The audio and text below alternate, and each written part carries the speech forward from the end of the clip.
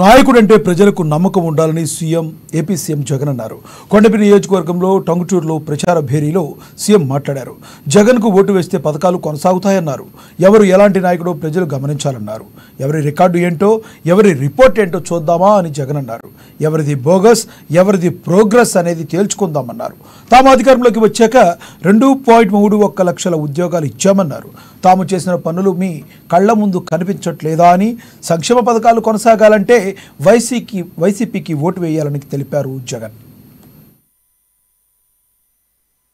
మన బాగుపడిన స్కూళ్ళల్లో కూడా వీళ్ళందరూ కూడా కనిపిస్తా ఉన్నారు. మన చెల్లెమ్మలు, మన తమ్ముళ్ళు. మరి అడుగుతా ఉన్నా, మరి బాబు విషయంలో బాబు రిపోర్ట్ బోగస్ కాదా అని అడుగుతా ఉన్నాను మీ అందరి సమక్షంలో. ప్రభుత్వ ఉద్యోగాల విషయంలో మీ జగన్ రిపోర్టు, మీ జగన్ది కళ్ళెదుటే కనిపిస్తా ఉన్న రిపోర్టు కాదా అని అడుగుతా ఉన్నాను మీ అందరి సమక్షంలో. మరొక విషయం కూడా చూద్దామా? ఈసారి రైతుల విషయం చూద్దాం. రైతుల విషయంలో, వ్యవసాయ విషయంలో బాబు రిపోర్ట్ ఏమిటో, జగన్ రిపోర్ట్ ఏమిటో ఒకసారి అది కూడా చూద్దామా? సూటిగా చంద్రబాబు నాయుడుని అడుగుతా ఉన్నాను, సూటిగా. ఓ బాబు, ఓ చంద్రబాబు, రైతు రుణమాఫీపై తొలి సంతకం చేస్తానన్నావు. బ్యాంకుల్లో పెట్టిన బంగారం విడిపిస్తానన్నావు. మరి 87,612 కోట్ల రూపాయలు వ్యవసాయ రుణాలు మాఫీ చేశావా అని అడుగుతా ఉన్నాను ఈ పెద్ద మంచి చంద్రబాబు నాయుడు. బ్యాంకుల్లో పెట్టిన బంగారం ఇంటికి వచ్చిందా అని అడుగుతా ఉన్నాను ఈ పెద్ద మంచి చంద్రబాబు నాయుడు.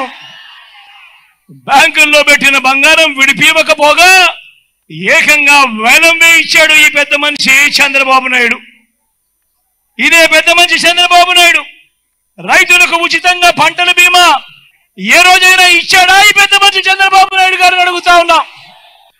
రైతులకు సమయానికి సీజన్ ముగిసేలోగానే ఇన్పుట్ సబ్సిడీ ఇచ్చిన చరిత్ర ఏ రోజైనా ఒక్క రోజైనా ఉందా చంద్రబాబు నాయుడుకు అని అడుగుతా ఉన్నా.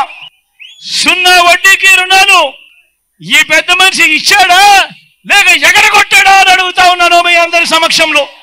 పెట్టుబడికి సహాయంగా, రైతు భరోసాగా ఈ పెద్ద మనిషి చంద్రబాబు నాయుడు గారు ఏ ఒక్క రోజైనా, ఏ ఒక్క రైతుకైనా కూడా రైతుకు పెట్టుబడికి సహాయంగా, తోడుగా, రైతు భరోసాగా